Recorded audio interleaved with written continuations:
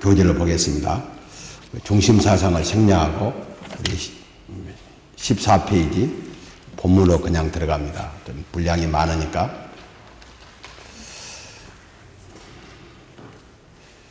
바울은 로마 교회를 생각할 때 감사였고 기도할 때 쉬지 않았다. 한 영혼을 양육해 본 경험이 있는 사람, 한 교회를 개척하여 섬겨본 일이 있는 사람은 얼마나 한 영혼이 귀하고 힘든 일인지 경험하게 됩니다. 여러분들이 여러분 자녀나 믿지 않는 가족들을 위해서 헌신하고 있는 분들은 한 사람이 믿는다는 것이 얼마나 어렵고 힘든 것을 알게 됩니다. 이때 믿음이 잘 자란 사람이 생기면 얼마나 기쁘고 감사한지 경험한 자에는 알 수 없다. 바울에게서 로마 교회 소식은 너무도 기쁘고 감사한 일이었다. 자신이 양육한 그런 교회도 성도도 아니지만 땅끝까지 복음을 전하라는 사명을 받은 바울로서는 로마 교회가 그렇게 잘 자란다는 소식에 너무도 기쁘고 감사했습니다. 바울의 그 내용을 들어봅시다. 먼저 내가 예수 그리스도로 말미암아 너희 모든 사람에 관하여 내 하나님께 감사함은 너희 믿음이 온 세상에 전파됩니다. 이 8절 말씀은 세 가지를 지금 말하고 있습니다. 첫째는 세상에 살면서 하나님께 감사할 수 있다는 것은 하나님을 믿고 그와 동행하고 있다는 증거다. 우리가 어떤 경우에도 항상 기뻐하라, 심하게 기도하라, 범사에 감사하라. 이것이 너희를 향하신 하나님의 뜻이다 그랬어요. 그러니까 우리가 지금 감사하는 삶을 살고 있다. 그 말은 하나님을 믿고 하나님의 뜻대로 하나님과 동행하고 있다는 증거입니다. 그래서 이 로마 사람들을 생각할 때 너무 하나님께 감사했어요. 두 번째는 성도가 하나님께 감사하는 삶을 살면서 기도할 때 예수 그리스도로 말미암아 그것이 드려질 때 중보자이신 예수님은 우리의 기도를 그 은혜에 따라서 응답해 주신다. 예수를 통하지 않는 기도, 그 어떠한 기도도 하나님 앞에 상달될 수 없는 것은 우리와 하나님 사이에는 그런 거룩한 경계선이 있기 때문입니다. 예수를 통하지 않고는 우리 기도가 하나님 앞에 상달될 수 없다. 넘어가서 우리 16페이지 바울이 지금 하나님께 감사하는 이유는 이것이 오늘 본문의 지금 8절 말씀의 핵심입니다. 이유는 로마 교인들의 믿음이 온 세상, 이때 온 세상은 지중해 연안입니다. 전파됐기 때문입니다. 아직까지도 십자가의 구원의 복음이 인식 부족으로 많은 오해를 받고 핍박 중에 있습니다. 로마는 당시 지중해 세계에서 정치, 경제, 문화 중심지입니다. 로마에 어떤 유력한 사도가 가서 세워진 교회도 아닌데 무명 인사들이 위해서 세워진 교회가 온 교회들에게 본이 된다는 거예요. 참 우리에게 용기를 주는 부분이 이 부분입니다. 안디옥 교회도 무명 인사에 의해서 이름을 밝힐 수 없는 초대교회에서 이름 있는 사람이 아닌 사람에 의해서 세워진 교회고 로마 교회도 이렇게 교회사에 기록할 만한 그런 사람들에 의해서 세워진 교회가 아니에요. 하나님께서는 강하고 능한 사람도 들어 쓰시지만 약하고 연약한 사람들을 통해서 오히려 강하고 능한 사람들을 부끄럽게 하시는 역사가 있습니다. 그런데 이 로마의 무명 인사들이 세운 교회가 당대의 로마 세계 모든 교회들 가운데 좋은 교회로 소문이 났다는 거예요. 로마 교인들의 믿음이 온 세상에 지중해 연안 세계에 그렇게 전파돼서 이들의 믿음 생활을 모두가 다 칭찬할 만한 믿음 생활이라고 그렇게 말하게 됐다는 거예요. 이런 이야기를 들을 때 세계 복음화를 위해서 일해야 되는데 사실은 로마가 세계 중심에 서서 그런 역할을 하고 있다는 걸 생각할 때 바울로서는 한 교회를 세워서 그 교회가 세워지는 과정과 그 교회가 교회로서 사명을 감당하는데 얼마나 어려움이 있었다면 세계 선교의 꿈을 꾸는 사람으로 자기가 정말 낳지 않는 자식이 그렇게 잘 성장해서 그런 역할을 하고 있다고 생각할 때 복음을 위해 사는 사람 입장에서는 너무도 감사합니다. 자기 어떠한 올 우리로 말하면 자기의 목회 계획을 세워놓고 그 목회 계획을 성취하는 사람이라면 그렇게 기쁜 일이 아니는지 모르지만 오직 복음만 위해서 주님만 위해서 나는 뒤로 하고 주님만 위해서 사는 바울의 입장에서는 로마교회 소식은 너무도 감사하고 놀라운 일입니다. 이런 소식을 들은 사람이 어떻게 지금 말하는가? 9절 봅시다. 내가 그 아들의 복음 안에서 내 심령으로 섬기는 하나님이 나의 증인이 되시거니와 항상 내 기도에 쉬지 않고 너희를 말한다. 이 말을 우리 유심히 한번 보고 우리 내용을 봅시다. 사도 바울이 방금 말씀드린 대로 자기 목표를 세우고 일하는 사람 같으면 자기 목표 안에 들어오지 않은 사람이기 때문에 로마 교회가 그렇게 감사할 리가 없는데 바울은 오직 자기를 위해서가 아니라 그리스도의 복음을 전 세계에 확산하는 일, 그 일을 위해서 한다고 생각할 때 세계 중심지인 로마에 건전한 교회가 세워지고 그 교회를 자기가 오히려 돕는 것보다는 도움을 받을 수 있는 입장이 됐다고 생각할 때 너무도 감사하고 하나님께 영광을 돌린 거예요. 이런 점에서 다시 이제 교재로 들어와서 1번부터 봅시다. 바울 사도는 너무도 귀한 로마 교회와 성도를 위해서 기도하고 있다. 기도가 어떤 것이며 어떠한 효과가 있는지를 알고 있는 사람들은 누군가를 위해서 그를 위해서 기도하기보다 더 큰 사랑과 봉사가 없는 줄 알고 기도한다. 우리가 가장 좋은 선물은 뭔가? 그를 위해서 기도하는 겁니다. 기도의 경험을 가진 사람들은 내가 쉬지 않고 기도하는 사람, 그것은 가장 그분에게 내가 최선의 것을 다하고 있다. 로마 교회가 잘 자라는데 로마 교회가 뭘 주고 싶겠어요? 자기가 줄 수 있는 것에 최고의 것이 있다면 그들 위해서 기도하는 거예요.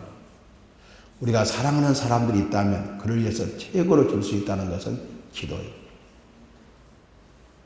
그래서 애들을 키워보니까 그러잖아요. 아직 젊은 분들은 모르지만 아들, 딸들은 위해서 기도가 안 될 때도 손자는 위해서 기도가 되잖아요. 늘 생각하고 있으니까.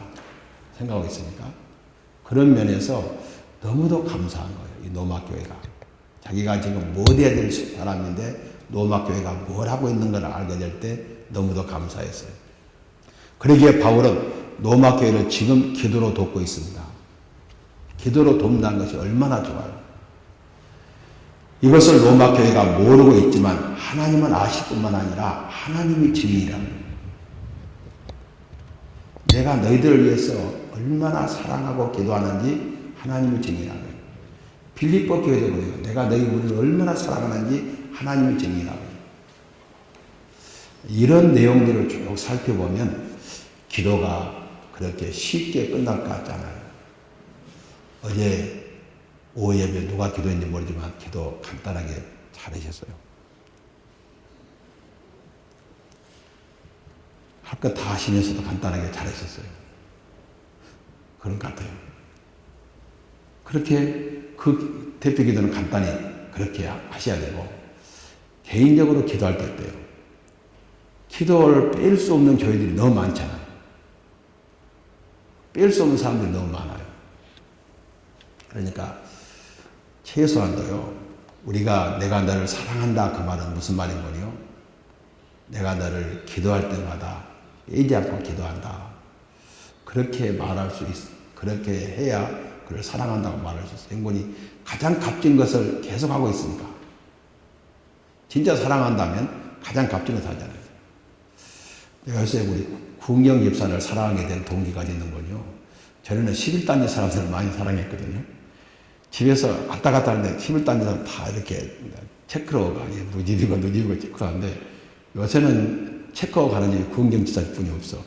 혹시 볼까 보면 그쪽 가서는 모자도 좀 잘 쓰고 애들이 볼까 보니까. 그래서 구은경 집사 가족분이 요새는 거쳐가는 일이 이쪽에 3단지 쪽. 그래서 늘 이렇게 이해해서 기도한다는 건 정말 얼마나 감사한 일인가. 그러면 우리 17페이지에 사도 바울이 빼지 않고 기도하는 교회가 얼마나 있는가 한번 봅시다. 성경에 나타난 거. 바울은 로마 교회에서 항상 쉬지 않고 기도하는데 이에 빠질 수 없는 교회와 성도들이 있어요. 이제 제가 한번 찾아봤어요, 이것을요. 이것은 에베소 교회를 위해서도 내가 기도할 때 기억하며 너희로 말미암아 감사와 기쁨이 그치게 하냐고 그랬어요. 에베소 교회를 위해서 기도할 때는 기억하면서 그들을 기도할 때는 감사가 그치지 않고 감사의 기도를 해요. 빌립보 교회는 어떻습니까? 간구할 때마다 너희 무리를 위하여 항상 기쁨으로 간구하면 빌립보 교회를 생각하면 너무 기뻐요.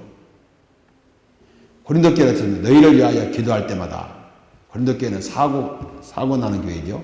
그래서 기도할 때마다 여기는 기쁨으로 기도한 것 같지는 않아요. 상당히 하나님 앞에 호소하는 기도를 많이 했어요. 디모데 후서 1장 3절은 디모데에게 내가 밤낮 간구하는 가운데 쉬지 않고 그랬어요. 교회도 있고 사람도 있죠. 빌레몬에게 내가 항상 내 하나님께 감사하고 기도할 때 너를 말하면. 그러니까 우리가 이런 것들이 많은 사람이 복 있는 사람이에요. 많은 사람. 여러분들이 최소한도 12사람 정도는 기도할 때마다 쫓기는 기도 시간이 아닌 기도하고 맘먹고 기도했을 때 12명 정도는 기도를 빼지 않고 최소한도 여러분이 모교회를 중심으로 몇 개 교회는 빼지 않고 기도하는 교회예요. 있어야 되겠죠. 바울이 본을 보여줬으니까 저는 이 부분이 오늘 본문에서 제일 저한테는 와닿는 점이고 여러분이 저를 위해서 더 기도해 주시는 거예요. 앵곤이 그거는 대통령이 바뀌고 목사가 바뀌면 또 다른 사람이 기도해야 되지만 현재 자기 교회 목사, 자기 나라 대통령 위해서 기도해야죠. 앞으로 우리나라가 대통령을 잘 뽑으면 한 5년 동안 국운 상승에 좋은 기회가 되고 이번 대통령을 잘못 뽑아서 한번 나라가 더 이렇게 좀 어려워지면 상당히 깊이 빠지지 않겠는가 그런 생각을 해서 우리가 이제 나라를 위해서도 대통령 선거를 위해서도 기도를 많이 해서 다음번에는 누가 대통령이 되든지 우리나라 국운 상승 그리고 기독교와 맞서는 그런 것이 아니라 기독교를 이렇게 서로 기독교가 위해서 기도해주고 기독교를 위해서 이렇게 돕는 그런 것이 됐으면 좋겠다 그런 생각을 해봐요. 세 번째는 바울은 로마 교회를 위하여 하나님께 기도하면서 하나님을 어떻게 섬기며 무엇을 하는지 자기 사역을 소개하고 있어요. 바울은 늘 복음 안에서 봉사했다. 율법이나 세상 어떤 것이 아니라 온전히 복음을 위한 복음 중심의 봉사자였다. 섬김에 있어서 전심으로 외부 봉사뿐만 아니라 전심전력으로 섬겼다.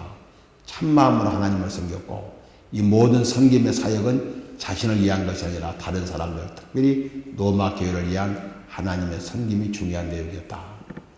그래서 사도 바울은 이렇게 쉬지 않고 너희를 말하면서 복음의 참된 모습의 본을 보여주었습니다. 교훈으로 넘어옵니다. 우리도 기도할 때마다 쉬지 않고 빠지지 않고 감사하면서 기도하는 교회와 성도가 있는가? 있으면 계속할 것이요. 기도 시간 대상을 조금씩 늘려가고 시간을 조금씩 늘려가자. 그래서 기도하는 교회도 조금씩 늘려가야죠. 우리 강성이라고 이름을 가진 교회를 중심으로 우리 주변의 교회들을 위해서 기도해가고 우리와 영적인 관계에 있는 사람 또 우리가 세상적인 관계에 있는 사람을 위해서 기도하는 것은 매우 중요한 일이다. 내가 직접 설립하거나 봉사한 일이 없는 교회라도 건전하게 부흥되고 있다면 감사 기도를 드릴 것이요. 주님을 잘 섬기는 성도들을 볼 때 가슴 깊이 그들을 사랑하자. 그 사랑이 하나님의 증인 되실 정도로 은혜까지 받자. 내가 사랑하는 것을 하나님이 아신다. 하나님이 내 증인이다. 내가 권사님을, 내가 목사님을 위해서 기도하는 것이 하나님의 증인이다. 그렇게 말할 정도로 하나님이 그렇단다. 너를 위해서, 교회를 위해서 그렇게 기도한다라고 하나님의 증인이 될 정도까지 우리 기도하자. 두 번째는 이제 10절로 12절 말씀입니다. 바울은 로마 교회를 사랑함으로 가보기를 사모했다. 제가 그 마지막 찬양 예배 기도할 때 그 기도하죠. 다음 주 다시 돌아올 때 승리의 복을 가지고 첫째는 하나님께 예배하고 두 번째는 보고 싶은 사람 보러 와야 돼요. 교회에 보고 싶은 사람이 있어야 돼요. 안 보면 찾아보고 싶은 사람. 그리고 그래서 안 오면 반드시 전화하고 찾아와서 무슨 일 안 하느냐고. 보고 싶은 사람들이 신앙하게 되면 있게 된다는 거예요. 바울은 지금 로마 사람들을 보고 싶어요. 보지 못한 사람을 보고 싶어요. 어떻게 하든지 이제 하나님의 뜻 안에서 너희에게로 나아갈 좋은 길 얻기를 구하노라. 바울이 로마로 가기를 사모했는데요. 하나님이요. 우리 같으면 성질냈을 거예요. 그런데 로마로 가기를 원했는데 빨리 구제금을 예루살렘 교회에 전달해주고 로마로 빨리 가려고 했어요. 그런데 예루살렘에 와서요. 딱 체포가 돼요. 이 3차 전도 여행을 끝내고 돌아왔는데 3차 세계 전도 여행이니까 정말 역사상 전무후무한 업적을 남기고 돌아왔으니까 우리 생각 같으면 하나님이 훈장도 주고 상도 주고 좀 한 1년 푹 쉬어라 그럴 텐데 2년 동안 감옥에 가다놔요.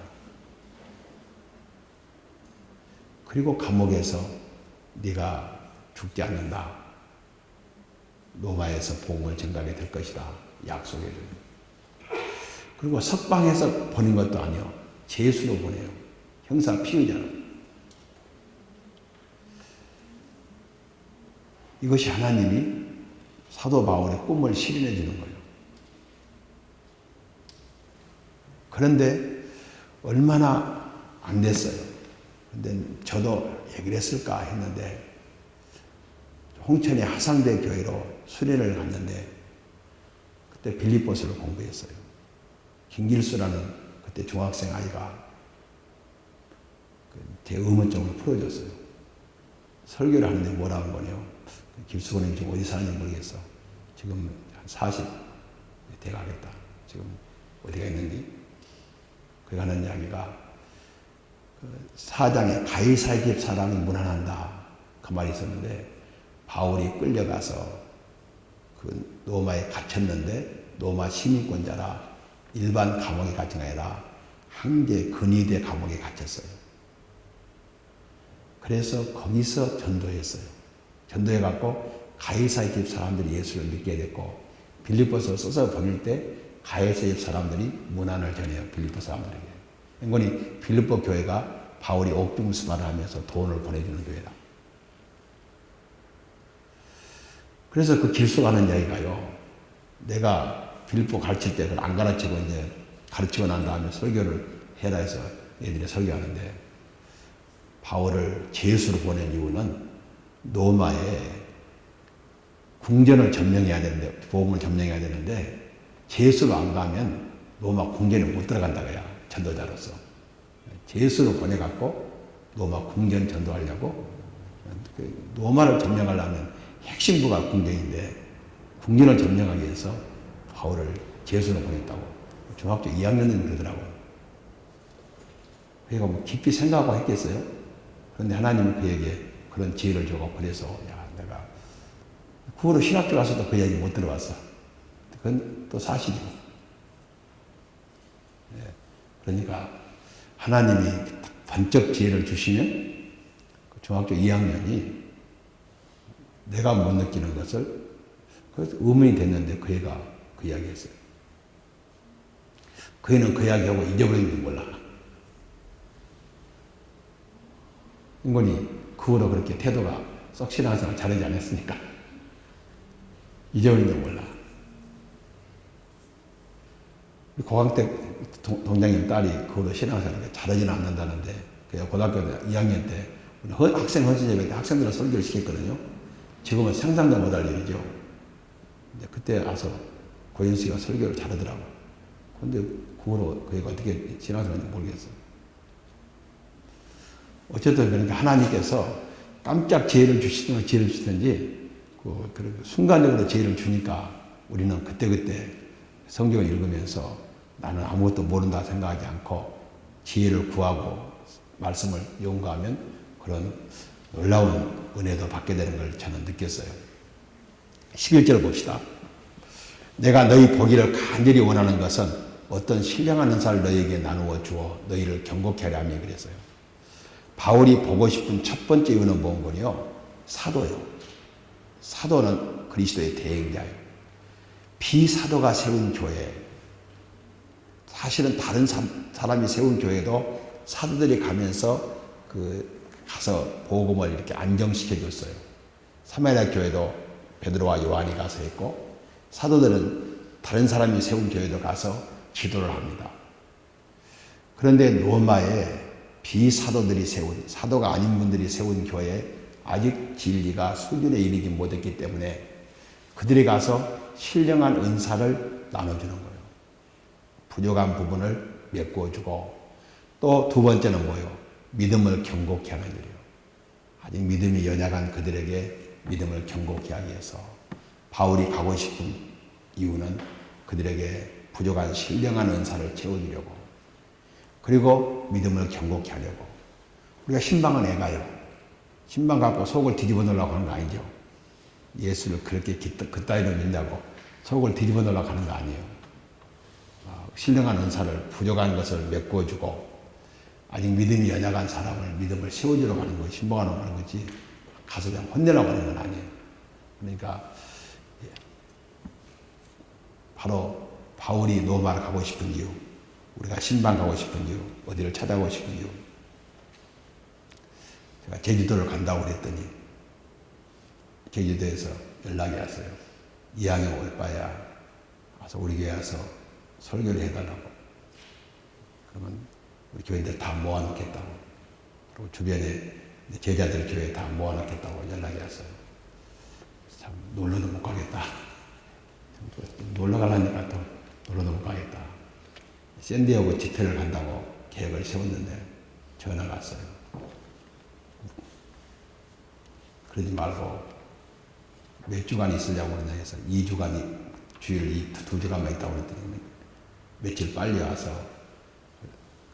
백석대학 교수로 있던 친구가 거기 가서 성산교회라고 LA에서 몇 번째 안 가는 큰 교회 하는데 임직식을 하는데 누구한테 설교를 부탁할까 했는데 목사님 오시는 길에 와서 설교해달라고 해서 또 거기도 가기로 했어요. 그러니까 우리가 서로 이렇게 동료들끼리도 자기들의 부족한 점을 메꾸어주고 서로가 서로를 경고히 세워주는 일은 우리 믿음의 사람들이 피차 할 일이에요. 로마교회가 소문난 교회지만 그래도 사도들이 보기는 어린 교회예요. 그러니까 그들을 세워주는 것이다. 우리도 소문난 사람이 있다 할지라도 우리가 보기에 연약한 부분이 있다면 그 메꾸어주고 그분의 좋은 점을 우리가 취하는 것, 이것이 로마서를 통해서 바울이 우리에게 보여준 겁니다. 넘어갑시다. 12절 말씀을 우리 좀 읽어보겠습니다. 이것은 참 앞에 것은 11절 말씀, 10절, 11절 말씀은 보통 있을 수 있는 이야기인데 12절 말씀은 정말 사도들이 사도요. 겸손해요. 이는 곧 내가 너희 가운데 너희와 나의 믿음으로 말미암아 피차 아니함을 얻으려 함이라 그랬어요. 8절부터 11절까지 사도로서 스승의 입장을 취하다가 12절에서는 순수한 제자로만 보지 않고 친구로 만나서 상호 신앙의 안위를 받고 격려를 받겠다는 거예요. 이럴 수 있어요.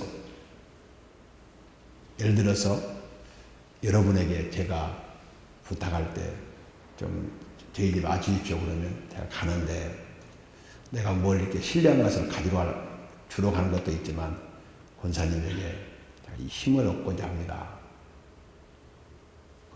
그런 것이 피차 있어야 되잖아요. 그런 입장이에요. 내가 가서 소문난 교회, 그래도 사도가 세우지 않는 교회지만 그래도 건전하게 자란 교회로부터 내가 안위를 받고자 한다. 사도 바울의 예부로 보면 용장 같지만 속마음에는 또 연약한 점이 있고 그 연약한 점을 로마 교회로부터 보충받고 싶은 거예요. 그토록 훌륭한 스승도 이렇게 겸손할 수 있다는 거예요. 이것이 예수를 품고 사는 사람들의 기본적 성품이에요. 11절까지 어머니의 심정이지만 12절은 겸손한 친구의 모습을 보여주고 있다. 바울의 믿음은 그리스도에게 뿌리를 내리고 있다면 그 가지는 성도들에 걸쳐 있어요. 성도들의 믿음이 흔들릴 때 너무도 힘들었으나 그들의 믿음이 든든히 서게 될 때 너희가 주 안에 선즉 이제 우리가 살리라. 그러면서 그들의 믿음 좋은 모습을 보고 그들의 안위를 받고 힘을 얻고자 하는 거예요. 그런 것도 있잖아요. 양육하는 사람도 필요하지만 북돋아주는 사람도 필요하다는 거예요. 바울은 어디 가서나 양육하는 입장만 세웠지 좀 보충받고자 하는 일은 참 부족했는데 내가 너희들에게 힘을 얻고자 한다. 그리고 더 나가서 서바나까지 가는데 끝까지 가는데 선교 자금을 지원받기를 원해요. 이것이 바울의 심정입니다. 어떤 사람은 주기를 원하지만 또 내가 너에게 주기도 하지만 네게 있는 것을 나에게 주어서 내 일에 도움을 달라 부탁하는 것이 바로 이 입장입니다. 이 말씀은 우리도 경험한 바이다. 부모가 자식에게 신앙 성장을 위해 죽도록 헌신하여 그들의 신앙이 견고하게 한다. 그러나 사실은 자식의 신앙이 견고히 서갈 때 부모의 신앙은 무엇보다 든든히 서가며 힘을 얻게 된다. 그것이 버팀목이 돼요. 혼자는 서일 수 없고 여러 제자들이 서로 버텨주는 거예요. 목사가 성도의 신앙 성장을 위해 헌신함으로 성도들이 신앙을 견고하게 한다. 그러나 성도들이 신앙이 흔들림 없이 견고해질 때 목사의 신앙은 그 무엇으로도 흔들릴 수 없게 든든하게 서게 된다. 이것이 진리예요. 서로 이런 신앙적 우대관계를 갖자는 거예요. 바울은 로마에 가서 성도들의 신앙도 든든히 하지만 성도들의 신앙으로 자신도 위로받고 굳게 서기를 사모했다. 함께 격려받을 수 있는 목사와 양의 만남에서 힘이 생기고 용기가 일어난다. 이것이 오늘 로마서를 통해서 우리들에게 또 구역원들이 구역장이나 구역인도자에게 서로 힘을 실어주는 거예요. 일방적으로 주는 것만이 아니다. 그래서 우리 강성체에 보면 전원 제자, 전원 스승 같이 배우고 같이 가르치고 가르칠 때는 스승의 입장에서 배울 때는 제자의 입장에서 이것이 얼마나 중요한 일인가요? 교훈입니다. 오늘 본문을 상고하면서 성도 간의 사랑은 기도와 편지로 주고받을 수 있지만 만남이 없이는 만족이 없음을 보여준다. 그래서 정말 보고 싶은 사람들이 있어야 된다. 보고 손을 잡고 함께 기도함으로 힘을 얻는 사람이 있을 수 있다는 겁니다. 또 그리스도인의 모임을 통해서 양들이 사역자로부터 양육이 필요하듯이 사역자들도 양들로부터 위로가 필요하다. 바울 사도가 이 표현을 쓴 것은 어떤 카리스마적인 지도자도 자만하지 말고 상호 배워하며 교회 안에서 아무리 보잘것없는 사람같이 보일지라도 혹 자신 있게 느낄지라도 다른 사람에게 중요한 도움을 베풀 수 있다는 것을 가르쳐주고 있다. 우리는 계속 받는 사람만은 아니라는 거예요. 내가 그에게 주고 있다고 하는 사실이에요. 내가 서 있는 사실 자체가 누구에게 힘을 주고 있어요. 그렇잖아요. 내가 서 있는 자체가, 내가 지금 예배 출석하는 자체가 누구에게 큰 힘을 주고 있다는 거예요. 가르치기보다 배우기를 원하고 스승으로 대접받기보다 형제를 가지기를 바라는 성도가 가장 좋은 스승의 형제다. 그래서 우리가 바울이 그렇게도 힘있고 능력 있는 사람 같지만 또 자신의 연약함을 보여줬다는 거예요. 이거 사실이고 어느 누구도 독자적으로 살아갈 사람은 없다. 하나님에게 의존적인 관계가 있는가 하면 사람끼리도 서로 의존해서 살아야 되는 것을 보여줍니다. 오늘 이 부분 10절부터 12절까지 말씀은 우리가 늘 생각하면서 늘 일방적이기보다는 상호 교환할 수 있는, 상호 주고받을 수 있는 관계가 가장 좋은 관계임을 우리에게 보여줍니다. 마지막 부분입니다. 모든 성도는 모든 사람에게 사랑의 빚진 자다. 그러니까 우리는 다 사랑의 채무자인데 누구에게 사랑의 채무자냐?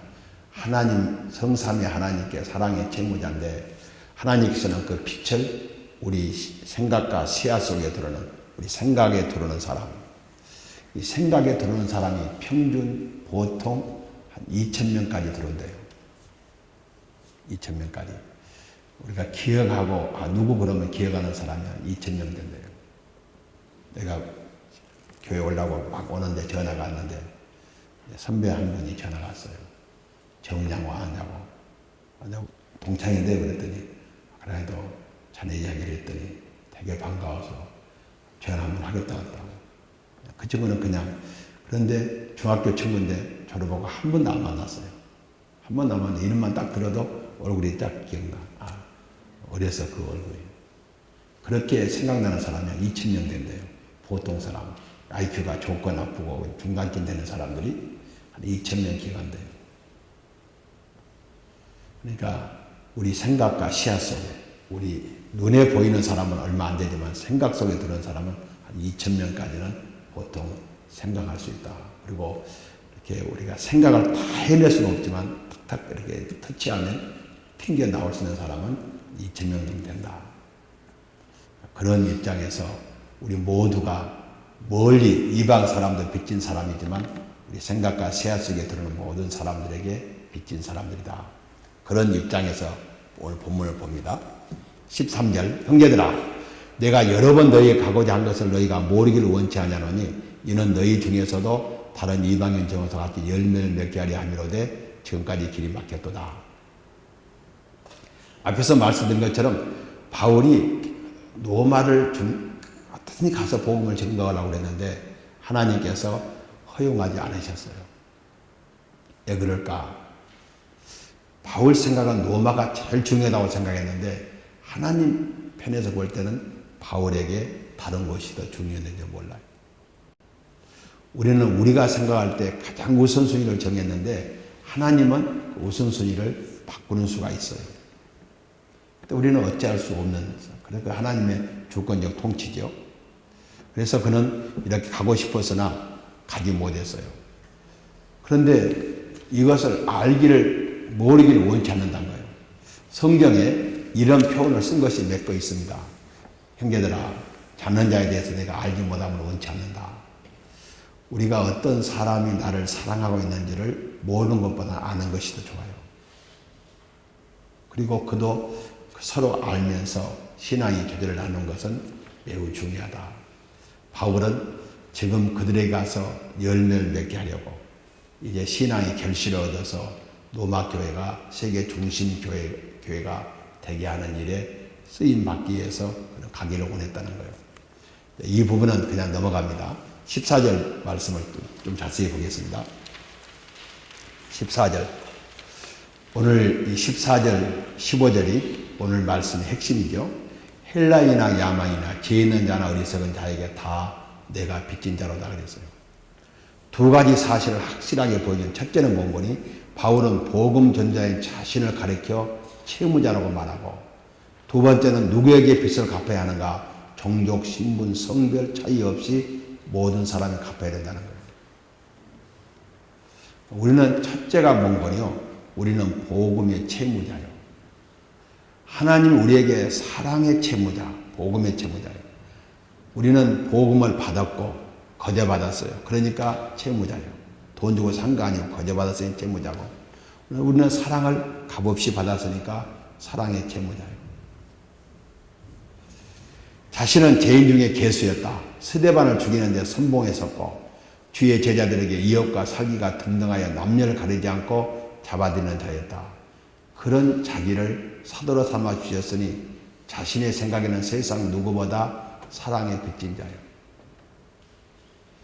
이 빚은 평생 하루도 쉬지 않고 갚아도 10,000분의 1도 갚을 수 없다고 생각했어요.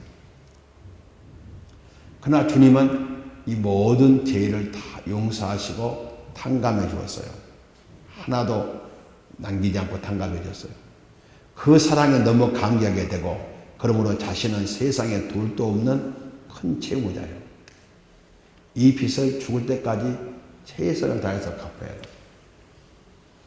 바울만 그러느냐? 우리도 그래요. 지금까지 지내온 것 주의 크신 은혜라 460장 찬송. 지금까지 지내온 거 주의 크신 은혜가 아닌 것이 없잖아요. 정말 사랑의 빚진 자. 저는 가만히 생각해 보면요, 정말 사랑의 빚진 자예요. 저만큼 하나님이 이렇게 이모로 저모로 사랑하는 사람이 없어요. 그것은 제가 보기에 그렇지만 또 여러분은 여러분 보기에 그러시겠죠. 거울과 같기 때문에 거울은 보는 사람의 얼굴을 비춰주듯이 우리 성경을 하나님의 섭리를 우리가 보게 되면 보는 자가 가장 하나님의 사랑을 많이 받은 자로 여겨지게 돼요. 이런 내가 어떻게 이 사랑의 빚을 갚아야 되는가? 누구에게 갚아야 되는가? 헬라인 야만인, 지혜자, 어리석은 자 구별 없이 내 시야에 들어오는 모든 사람, 오늘 접촉하는 모든 사람이요. 이야기를 할 때요, 지금은 이제 좀 말이 좀 안 되는 이야기지만 지금도 말은 되겠죠. 이야기를 한 적이 있어요. 일반 버스를 타고 갔을 때, 지하철을 타고 갔을 때 같이 탄 사람은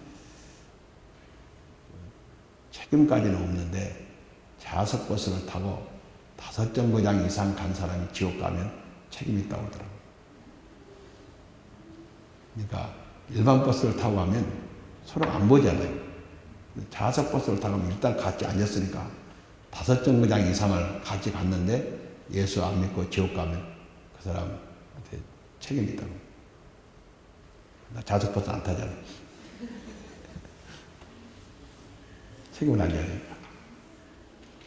그 정도 책임의식을 가지라는 거예요. 그러니까 나하고 같이 좌석 버스하고 5정거장 이상을 갔다면 복음의 접촉 지점이 있었는데 기회를 놓치고 그 사람은 영생 얻는 길에서 한 발짝 더 멀어지게 된다는 거예요. 아니 목사를 만나고 권사를 만났으니까 엄청난 기회 아니에요? 영적으로 보면? 그러니까 그 사람에 대한 책임은 우리가 져야 된다는 거예요. 그리고 그 사람이 지옥 가서 누구 때문에 그 사람이 말만 목사지 그냥 자기 신문 보고 하더라. 버스나 지하철 타면 신문을 많이 보거든요. 신문대에 신문 하나 사가지고 가갖고 내릴 때까지 신문 하나 보고 필요한 게 있으면 딱 찢어갖고 와서 메모해서 보고 그래요. 나한테 시비 거는 사람 다 그럴 거예요. 그 사람 목사가 돼갖고 나한테 전도도 않고 신문 보고 하더라. 그런 이야기가 나올 수 있다는 거예요. 이렇게 책임의식을 가졌다는 거예요. 너희는 원천에 다니며 만민에게 복음을 전파하라. 모든 민족을 제자로 삼아 하는 하나님께 진 빚은 사람의 형상으로 지음받은 인간에게 갚아야 한다. 그 누구라도 눈에 보이거나 생각 범위에 들어오는 모든 자가 우리 성도들에게 채권자예요. 하나님 대신 채권자예요. 하나님께 진 빚을 그들에게 갚으라고 명령했으니 지당하신 명령으로 받아들여야 한다. 바울은 이 일에 선두서서 모범을 보였어요. 그 말이 지금 오늘 14절 말씀이에요. 이런 세속적인 특권 유무에 따라 사람을 차별되어야 하지 않고 누구든지 모든 사람은 하나님 앞에 죄인이요 구원받을 사람이니 똑같이 불쌍히 여기고 그들에게 복음을 전해야 한다는 거예요. 원수의 나라, 민족. 우리가 권은석 목사를 파송할 때 사실은 왜 권은석 목사가 일본에 파송했어요? 원래 일본에 선교사를 파송한 지금 강성책을 보면 그 후로 책이 더 연역이 안 됐는데 권은석 목사가 필리핀으로 간다고 그랬어요. 필리핀으로 간다고 했는데 지우스 사모가 틀어버렸어. 안 가, 필리핀 안 간다고. 일본으로 간다고. 그러니까 필리핀은 예를 들어서 30만 원 가지면 쓰지 않아요. 일본은 그때 130만 원이나 120만 원. 그것도 모자라요. 지금도 그 돈이면 큰 돈이지만 권은석 목사 갈 때 우리 교회에서는 내가 내 사례비보다 더 많았으니까. 그런데 옮긴다는 거예요. 선교지를. 그런데 그때 하필이면 요나서 설교 차례가 된 거예요. 설교해놓고 못 간다고 하면 못 오잖아요. 그래서 그랬어요. 그 요나서 설교를 그때 안 했더라면, 안 간다고 했더라면, 지금 동남아 선교를 했더라면 그 돈까지는 엄청나게 했을 거예요. 원수의 나라를 선교사를 보내야 되느냐. 권투를 해도 일본은 이겨야 되느냐. 다른 나라 사람은 권투하다 피 흘리면 안 됐다는데 일본 사람 피 흘리면 통쾌. 그런 나라를 그때만 해도 보낼 수밖에 없는 것은 요나서 설교할 때였어요. 그래서 타임을 하나님이 잘 잡으신 거죠. 이런 것들을 우리가 볼 때 그들도 우리의 채무자예요. 가르침을 받은 자는 말씀을 가르치는 자와 모든 좋은 것을 함께하라. 가난하고 병들고 옥에 갇힌 자를 돌아봐야 한다는 거예요. 형제를 사랑하지 아니하는 자는 보이지 않은 바 하나님을 사랑할 수 없느니라 그랬어요. 하나님의 사랑을 받은 자는 이상과 같이 하나님의 사랑을 자연스럽게 실천해야 된다는 거예요. 이렇게 이제 모든 사람에게 빚진 자인데, 그러면 이것은 보편성이고 특수성이 있어요. 그러나 나는 할 수 있는 대로 노마 있는 너희에게도 복음 전하게 오너라. 나는 누구든지 복음을 전해야 될 사람이고 사랑해야 될 사람이지만 특별하게 책임 있는 사람이 있어요. 나에게.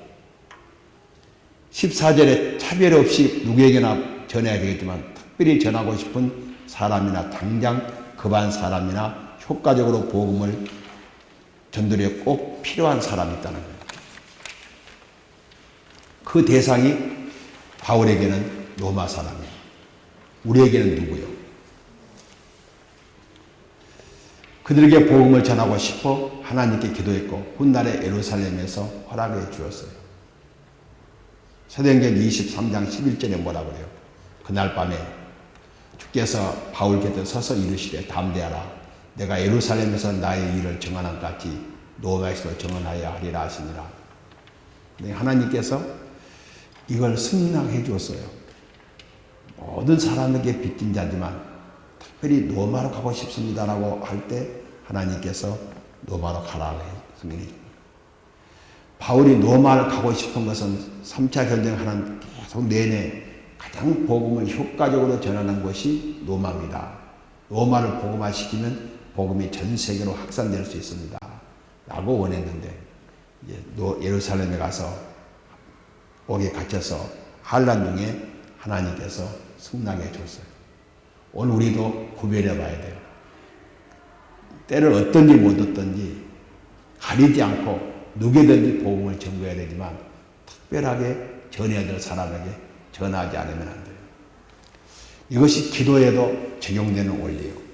기도는 항상 기뻐하라. 쉬지 말고 기도하라. 쉬지 말고 기도해야 돼요. 무시로 기도해야 돼요. 그런데 기도해야 될 시간을 정해놓고 기도하지 아니하면 무시로 기도하기 어려워요. 우리가 모든 사람에게 전도해야 되는데 꼭 전도해야 될 사람에게 전도하지 않는 것은 모든 사람에게 전도할 수 없는 경우가 발생해요. 이런 것도 우리가 한번 생각해 보자는 겁니다. 그러니까 내게 우선순위를 정하기도 하고 그리고 모든 사람에게. 목사 입장도 그랬잖아요. 모든 사람에게 다 사랑해야 되지만 우선순위가 있는 경우도 있어요. 목사로서 우선순위, 장로로서 우선순위가 있습니다. 그 본인의 입장에서 그 직무상 우선순위가 있었다. 바울은 모든 민족에게 복음 전하고 싶었지만 특별히 로마에 있는 사람, 그 중에 로마 교인들에게 복음을 확정시켜주는 일을 그는 사모했어요.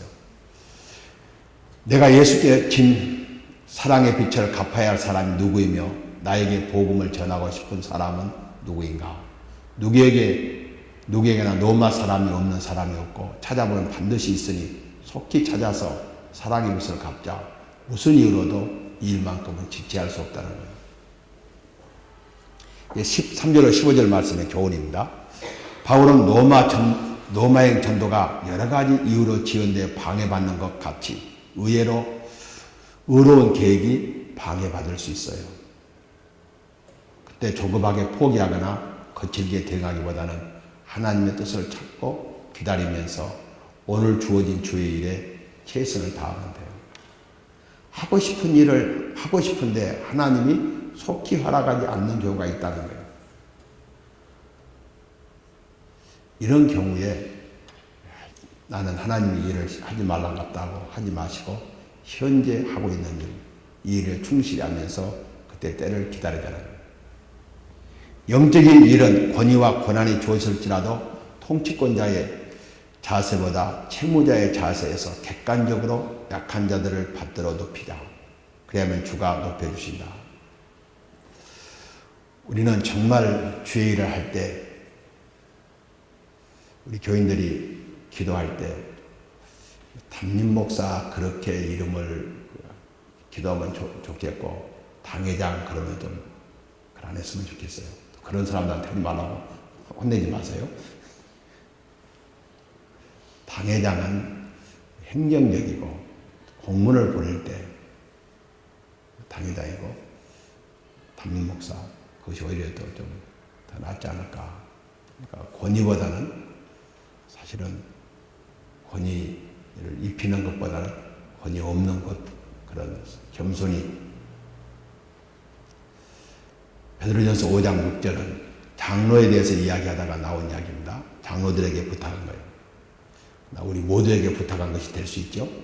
하나님의 능하신 손안에서 겸손하라. 때가 되면 너희를 높이시리라. 하나님이 높여야지 하나님이 높여주지 않으면 곤란해요. 그런데 한국은요. 하나님이 높이기 전에 사람들이 너무 자기를 높이는 성향이 많잖아요. 그래서 이번에 건국대학교에서 기독 동문회를 만드는데 처음에 목사회가 건국대학교 건목회, 목사 교회, 그 다음에 장로들 교회, 그리고 다 합쳐가지고 기독교 교회를 만들었어요. 기독교회 회장은 이제 최희정 목사 형님이 장로님이 하시기 위해서 했는데 이게 부회장을 건목회 회장, 건장회 회장, 회장을 부회장으로 세우자 그러니까 사람들이 공동회장으로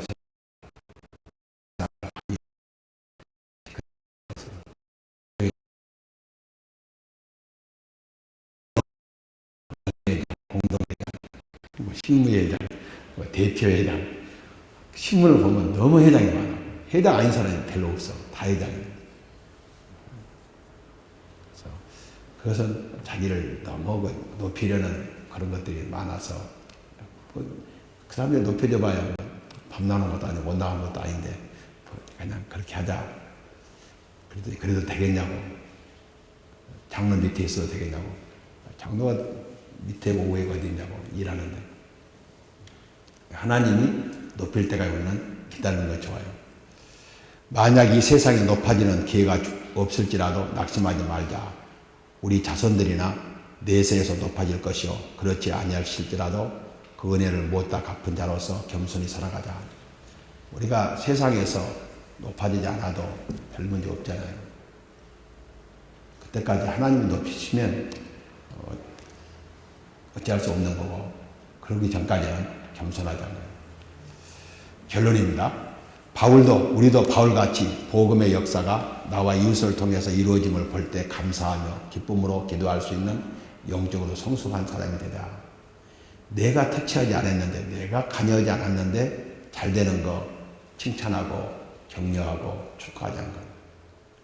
바울은 자기가 세운 교회가 울뚝서기를 바랬는데 로마교회가 울뚝서자 그걸 칭찬하고 격려하고 좋아했어요.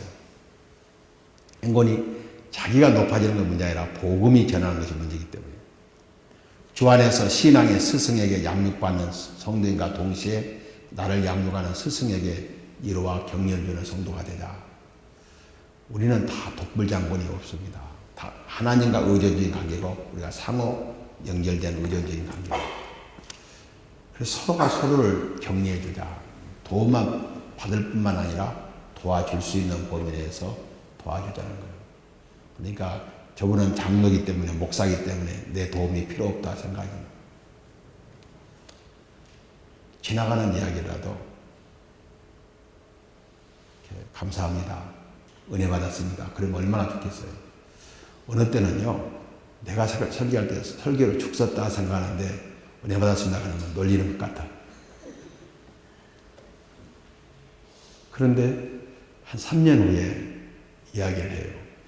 자기가 가장 은혜 받은 때가 그때라고 하면요, 그때는 내가 기억하잖아요. 내가 그때 설교에 자신이 없어서. 그런데 축선 설교도 어떤 사람 은혜 받는 사람이 있다는 거예요. 그러니까 참 그렇게 남을 격려해주는, 또한 가르치기보다는 배우기를 힘쓰고 스승의 대접받기보다는 형제를 나누는 데 앞장서자. 그래서 교회 안에 형제 자매가 최고잖아요. 그리스도교에서는 형제 자매란 말을 그냥 교회에서는 직분을 부르지 않고 형제 자매란 말을 많이 불러요. 우리는 주님께 사랑의 빚진 자로서 이 채무를 갚는 길은 우리 모든 시야와 생각 속에 들어오는 사람들이다. 이들에게 사랑의 빚진 자로서 성실하게 채무를 변대해 나가자. 그래서 우리가 늘 사랑의 빚진 자. 성경에서 누구를 가장 나쁘게 보는 거니? 고리대금을 가장 나쁘게 보고, 또 잠언에서는 빚을 지고 갚지 않는 자. 고리대금 업자 못지않게 갚을 수 없는 능력이 없어 못 갚는 것은 어찌할 수 없지만 갚을 수 있는데도 갚지 않는 것, 그것은 매우 사람 마음을 상하게 하는 일이다. 전에 우리가 약국할 때 우리 집에서 도와주셨던 대신께 집사님 계시는데, 그 한 교회에서 자기 돈을 갖다 쓰고 돈을 안 주는데 그분이 감사헌금 기도를 목사님이 해줘도 마음이 속상한데요. 자기는 돈이 없어서 감사헌금 못 하는데 우리 교회는 감사헌금 기도를 안 하니까 속이 덜 상하겠지만 거기는 일일이 다 기도를 해주는데 그 사람 위해서 기도할 때는 되게 속상하대요. 그 사람은 내 돈을 안 갖고 못 하는 거야. 내 돈 갖고 내가 감사하면 할 건데. 그런 마음이 든대요. 그래서 우리가 세상이나 교회에서, 종교계에서 고리대금을 가장 나쁘게 받지만 동시에 갚고 주지 않는 것. 그러니까 일반 채무 관계도 갚고 주지 않는 것이 나쁜 사람이라면 사랑의 채무를 지고도 나는 사랑 못해, 성격적으로 또 그렇게 좋아하지 못해, 그러면 뭐예요? 그것도 안 좋은 일이에요. 사랑의 채무를 줬으면 내가 성격적으로 그거 못 참아 그러지 말고 참고 사랑해 주는 거 좋죠. 이런 이야기를 하면 저를 한번 건드려 봐요. 진짜 참는다. 보통 그런다잖아요. 사랑을 하면 한번 딱 속을 한번 씻어본다잖아요. 진짜 사랑하는지.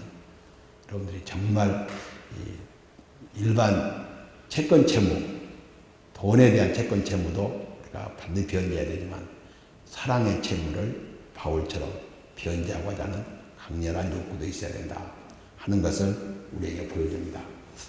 이걸로 마치고 기도하겠습니다.